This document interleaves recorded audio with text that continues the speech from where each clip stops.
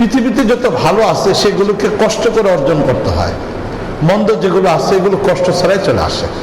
মন্দগুলোর জন্য কোনো কষ্ট করার প্রয়োজন পড়ে না, ভালোগুলোর জন্য কষ্টের প্রয়োজন পড়ে।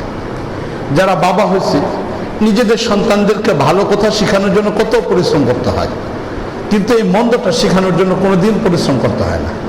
আমাদের বাচ্চাদেরকে লেখাপড়া করানোর জন্য কত ধরনের প্রতিষ্ঠান আছে, স্কুল আছে, মাদ্রাসা আছে, আরো কত ধরনের ব্যবস্থা আছে। আচ্ছা, অশিক্ষিত বানানো এটা তো মন্দ একটা বস্তু, অশিক্ষিত বানানোর কোনো স্কুল আছে নাকি? অশিক্ষিত বানানোর জন্য কোনো ধরনের স্কুল নাই। বাচ্চাটাকে শুধু স্কুলে না নিয়ে গেলেই, মাদ্রাসায় না নিয়ে গেলেই সে অশিক্ষিত হয়ে যাচ্ছে। তাহলে বোঝা গেল যে অশিক্ষিত এটা মন্দ একটা বস্তু, এটা লেগে অর্জন করার দরকার নেই, এটা এমনি এমনি হয়ে যেতে পারে।